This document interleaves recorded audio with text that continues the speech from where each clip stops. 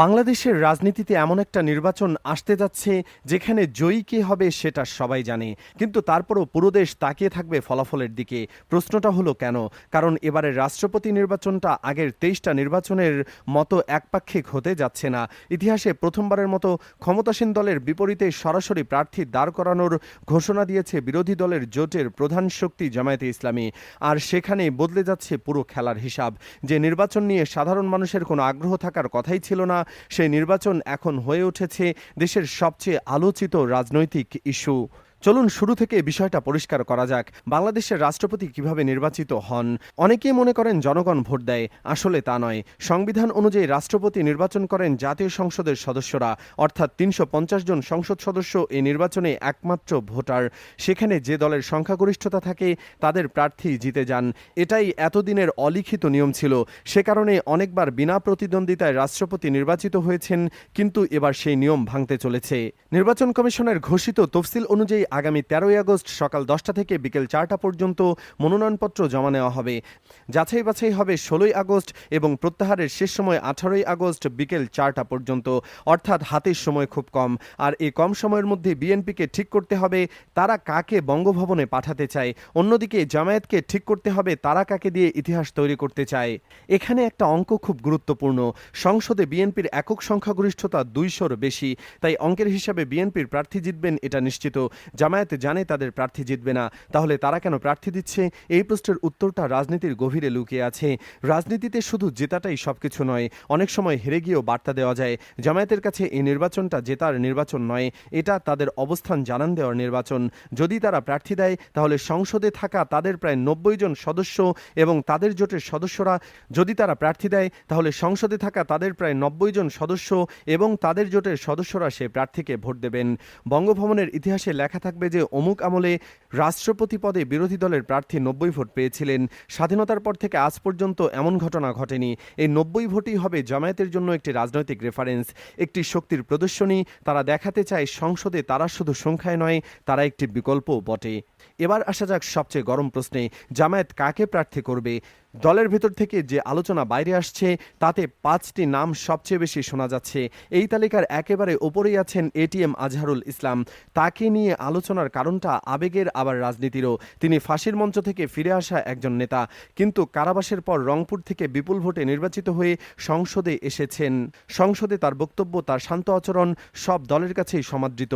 জামায়াতের মধ্যেও তিনি সবচেয়ে প্রবীণ নেতাদের একজন। একসময় যখন বর্তমান আমির ডাক্তার শফিকুর রহমান তৃণমূল পর্যায়ের দায়িত্বশীল ছিলেন, তখন আজহারুল ইসলাম কেন্দ্রীয় নেতৃত্বে ছিলেন। জীবনের শেষ বেলায় এসে সংসদের প্রবীণতম সদস্য হওয়ার পর রাষ্ট্রপতি প্রার্থী হওয়াটা তার জন্য একটা সম্মানের জায়গা হতে পারে। এমনকি তিনি হারবেন জেনেও ইতিহাসে তার নামটা লেখা থাকবে। দ্বিতীয়ত, যে নামটি নিয়ে ফিসফাস চলছে তিনি হলেন এলডিপি চেয়ারম্যান ডক্টর কর্নেল অলি আহমেদ বীর বিক্রম। তিনি একজন মুক্তিযোদ্ধা, সেনাবাহিনীর সাবেক কর্মকর্তা। যদি কখনো জামায়াতের নেতৃত্বাধীন সরকার ক্ষমতায় আসে তাহলে অলি আহমেদকে রাষ্ট্রপতি করার একটা পরিকল্পনা যে তাদের মধ্যে ছিল সেটা অনেক পুরনো আলোচনা। এবার বিরোধী জোটের প্রার্থী হিসেবে তাকে সামনে আনা হলো, সেটা একটা চমক হবে। এই সম্ভাবনা খুবই কম বলে মনে করছেন রাজনৈতিক বিশ্লেষকরা। তৃতীয় নামটি আরও বেশি আলোচিত। তিনি হলেন আমার দেশ পত্রিকার সম্পাদক ডক্টর মাহমুদুর রহমান। তিনি দীর্ঘদিন ধরে আওয়ামী লীগ সরকারের কড়া সমালোচক হিসেবে পরিচিত এবং কারা নির্যাতিত। এনসিপির একটি অংশ চায় মাহমুদুর রহমানকে প্রার্থী করা হোক, কিন্তু জামায়াতের সমর্থন ছাড়া তার প্রার্থী হওয়া সম্ভব নয়। তাই বলা হচ্ছে জামায়াত যদি তাকে সমর্থন দেয় তাহলে বিরোধী জোটের একটি বৃহত্তর ঐক্যের বার্তা যাবে। চতুর্থ নামটি শুনলে অনেকেই চমকে উঠবেন। তিনি হলেন নোবেল বিজয়ী ডক্টর মোহাম্মদ ইউনুস। গত ৫ই আগস্ট প্রধানমন্ত্রী তারেক রহমানের একটি অনুষ্ঠানে ডক্টর মোহাম্মদ ইউনুসকে বিশেষ সম্মান জানানোর পর থেকেই এই গুঞ্জনটি ডালপালা মেলেছে। বিএনপির একটি অংশ মনে করেন আন্তর্জাতিকভাবে গ্রহণযোগ্য একজন ব্যক্তিকে রাষ্ট্রপতি করলে নতুন সরকারের ভাবমূর্তি উজ্জ্বল হবে, কিন্তু বিএনপির নীতি নির্ধারকদের মধ্যে এখন পর্যন্ত এমন কোনো সিদ্ধান্ত হয়নি। আর ঠিক এই জায়গাতেই আরেকটি খেলা আছে।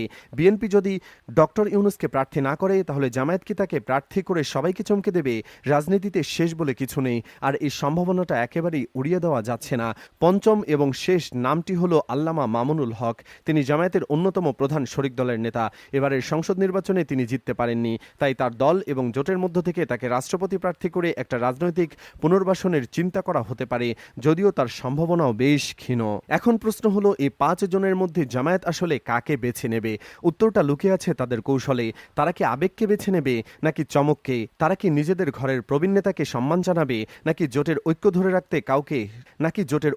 রাখতে বাইরের কাউকে আনবে? এই সিদ্ধান্তটা নেবে জামায়াতের নির্বাহী পরিষদ এবং তাদের 11 দলীয় জোটের বৈঠক, আর সেই বৈঠক খুব শীঘ্রই হতে যাচ্ছে। অন্যদিকে বিএনপির ঘরে চলছে অন্য হিসাব।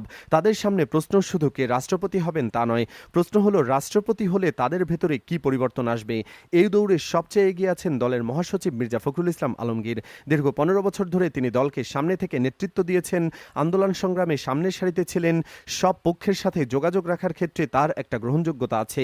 দলের নীতি নির্ধারকদের অনেকেই মনে করছেন ফখরুলই হতে পারেন পরবর্তী রাষ্ট্রপতি, কিন্তু এখানে একটা বড় কিন্তু আছে।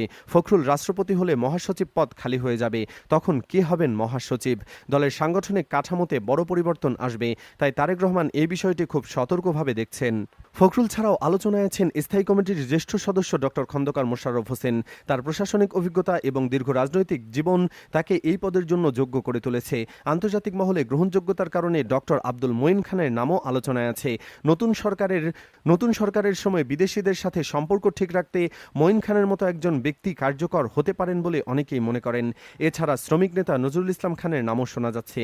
আরেকটি আলোচনা হলো বর্তমান ভারপ্রাপ্ত রাষ্ট্রপতি মেজর অবসরপ্রাপ্ত হাফিজউদ্দিন আহমেদ বীর বিক্রমকে বহাল রাখা। যারা এই মতের পক্ষে তারা বলছেন এই মুহূর্তে ধারাবাহিকতা বজায় রাখা এবং নতুন করে কোনো বিতর্ক তৈরি না করাই ভালো। তবে বিএনপির ভিতরে শেষ কথা বলবেন একজনই, তিনি হলেন তারেক রহমান। 2 আগস্ট রাতের স্থায়ী কমিটির বৈঠকে তাকে প্রার্থী চূড়ান্ত করার সর্বময় ক্ষমতা দেওয়া হয়েছে বলে জানিয়েছে মির্জা ফখরুল ইসলাম নিজেই। অর্থাৎ আগামী 2-1 দিনের মধ্যেই আমরা জানতে পারব বিএনপি কাকে বেছে নিচ্ছে। সব মিলিয়ে বাংলাদেশ একটি ঐতিহাসিক রাষ্ট্রপতি নির্বাচনের সামনে দাঁড়িয়ে আছে। একদিকে নিশ্চিত জয়ের সামনে দাঁড়িয়ে বিএনপি, অন্যদিকে নিশ্চিত পরাজয় যেন ইতিহাস তৈরির সুযোগের সামনে দাঁড়িয়ে জামায়াত। এই নির্বাচন প্রমাণ করবে বাংলাদেশের বিরোধী দল শুধু সংসদে বসে থাকার জন্য নয়, তারা রাষ্ট্রের প্রতিটি সাংবিধানিক প্রক্রিয়ায় নিজেদের অস্তিত্ব জানান দিতে চায়। এখন আপনাদের কাছে প্রশ্ন, আপনি কি মনে করেন জামায়াত এই প্রার্থী দেওয়ার সিদ্ধান্ত কি শুধুই একটি প্রতীকী প্রতিবাদ, নাকি ভবিষ্যতের বৃহত্তর রাজনীতির জন্য একটি মাস্টার স্ট্রোক? আর রাষ্ট্রপতি হিসাবে আপনি কাকে দেখতে চান? মির্জা ফখরুলের মতো পরীক্ষিত রাজনীতিবিদকে, নাকি ডক্টর ইউনূসের মতো আন্তর্জাতিক ব্যক্তিত্বকে, নাকি এটিএম আজহারের মতো একজন ত্যাগী নেতাকে? আপনার মতামত কমেন্টে জানাতে ভুলবেন না, কারণ এই ইতিহাসের আপনিও একজন সাক্ষী।